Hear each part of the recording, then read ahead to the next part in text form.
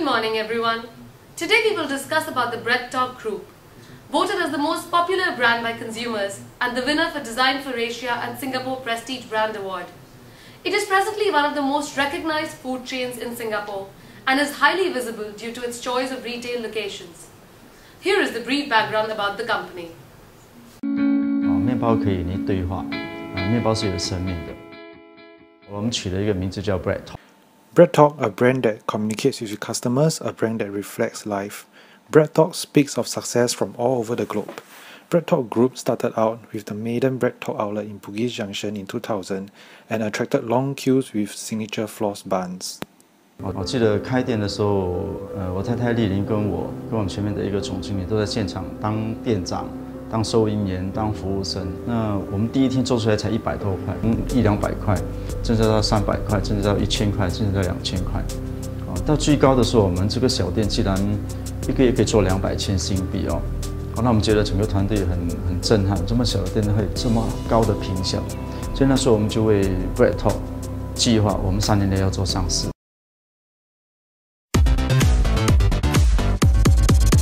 松松面包从第一天推出呢，就很受到国人的爱戴哈，大概每10秒钟卖出一个松松面包。那到至今为止呢，我们大概的一个统计就是卖了5000万多个松松面包。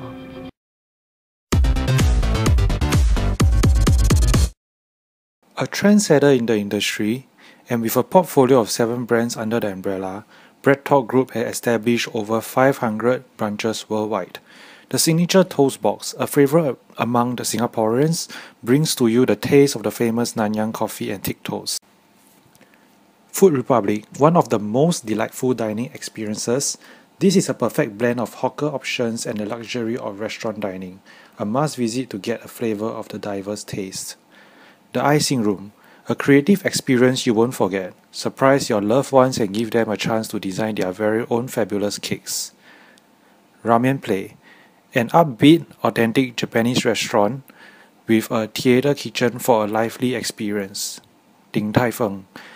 BreadTalk Group runs this Michelin-starred winning chain that brings to customers an enjoyable dining experience in a modern setting. Carl's Jr. chain in China, a premier American hamburger joint being run by BreadTalk. BreadTalk's vision is to expand all over the globe. In Southeast Asia, BreadTalk is successful and growing in 7 countries. In mainland China, their bakery outlets are found in 46 cities. They are also set to enter and explore challenging markets such as India. Supported by a global staff of 6,000, BreadTalk manages over 500 F&B outlets. BreadTalk has achieved a lot in the last 12 years, from winning numerous awards to becoming a household name in Singapore. In just 2 years of operations, it expanded from 1 outlet to 20 outlets in Singapore. And with its success in the home turf, it didn't shy away from going overseas. Within the 7th year of operations, BreadTalk was celebrating its 100th store opening in Shanghai. Now let's take a look at what the industry analysts have to say.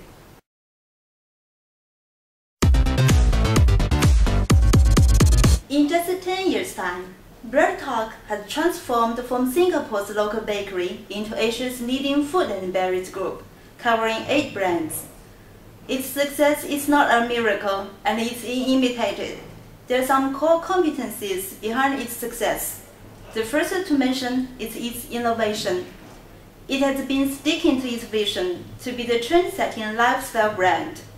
It has not only been innovative on the ingredients and the taste of the food it provides, it has also taken bold strides in introducing new food culture with revolutionary changes. But as for its fellow competitors like the Four Leaves, the Food Conjunction and the Crystal Jade, they're just the faster followers in this market. In addition, BreadTalk has a very special marketing positioning. It targets and the premium consumers in this market. For example, among the bakery industry, BreadTalk and Bread Society are the top brands. Among all the ramen restaurants, Ramen Play is the top choice, even for the food courts, though the target customers are the mass. The Food Republic is the premium brand among all the food courts.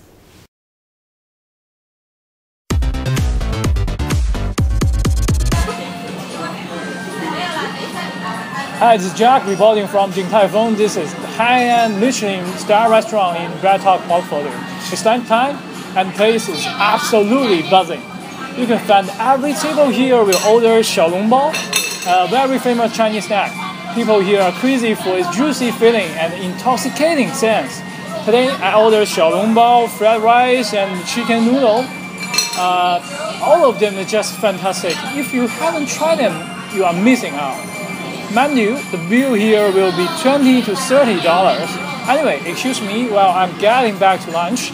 Let me have a look how it tastes. Really awesome.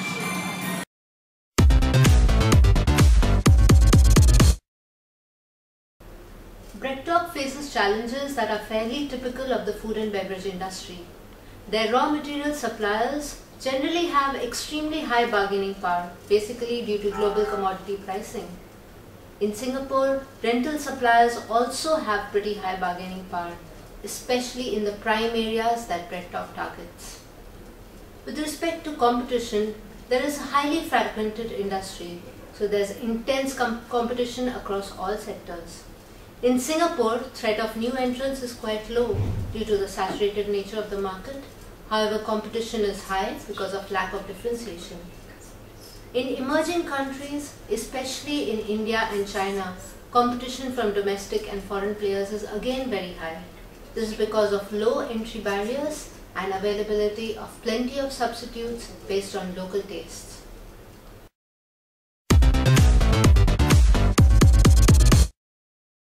BreadTalk's like a really nice place to hang out with your friends when you're bored, but I wouldn't come here every day because it's a little expensive. I don't favor BreadTalk as such. I would go to any place where I can grab a quick bite.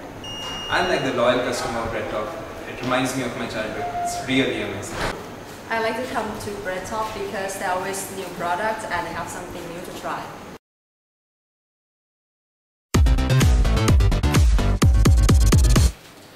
The BreadTalk stock is currently trading at 0.76 Singapore dollars, which takes it to a market cap of 212 million.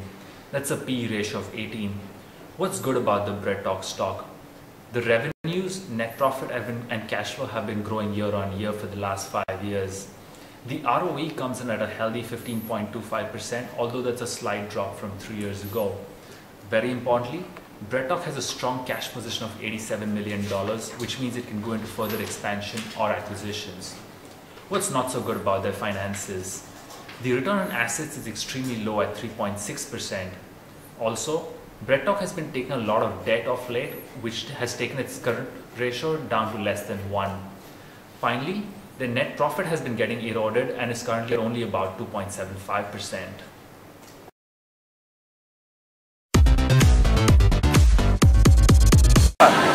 When the first time I stepped into a BreadTalk store in Shanghai as a typical Belgian, I was totally attracted by its cozy and clean environment, shining decoration, and different kinds of little cute creature and things. Yes, it looks they were talking to me. Eat me, eat me. Look at these beautiful little things. Young tomato, roadhog, and the most famous frogs. All of them are from the consistent innovation of chefs. How about taste? Let me have a try. Yes, when you feel the little frogs touching your tongue, you can feel that life turns to beautiful again.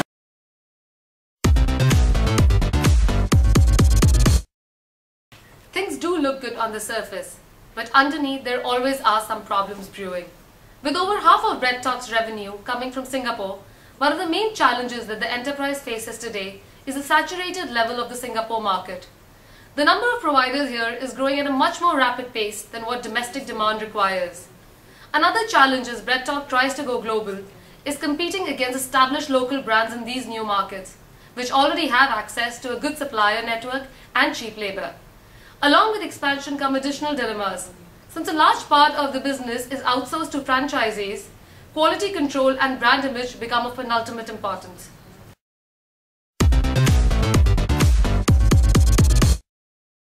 There's two clear challenges that come out of the BreadTalk financials. Firstly, their rental, labor and raw material costs have been going up year on year. Secondly, two brands, Carl's Jr. as well as Ramen Plate, have been making losses for the last 2 years.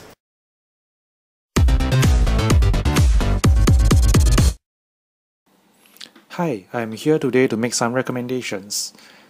In response to the saturated market in Singapore and Hong Kong, BreadTalk have took the correct approach in venturing to developing markets, especially China and India. But these two markets have its own problem. In India, expansion have fallen behind expectation. There are only 8 outlets, short of the projected 40 outlets. BreadTalk could seek a stronger partner in India, like Lavazza. Taking full ownership is not advisable, given the limited knowledge they have of the market. In China, expansion is at an exponential rate, but they face competition from Taiwan and Japanese bakeries, which BreadTalk originate their ideas from. Efforts have to be made to design and cater products specific and unique to the targeted customers to increase same-store sales. Now we look at the second recommendation.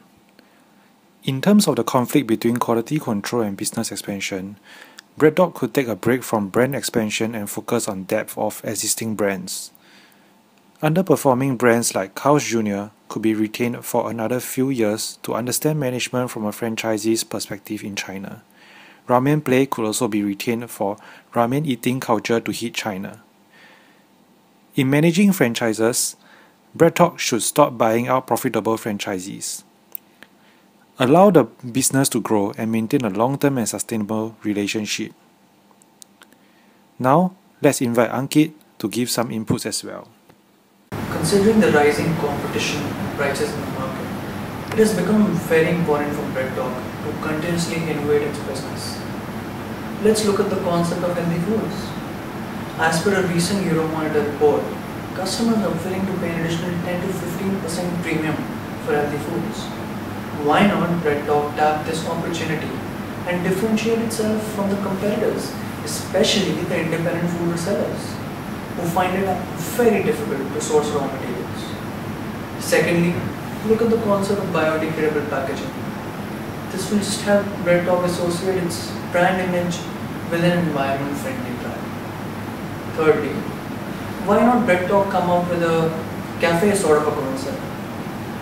A pilot French cafe sort of a concept would help BreadTalk use this opportunity to not only use its existing offerings, but also provide them with a business opportunity to extend their offerings to the customers. And BreadTalk can use this to further distinguish itself from the existing bakery business. Considering the rising revenues, BreadTalk can use these certain opportunities to increase their profits and certainly grow faster than their competitors.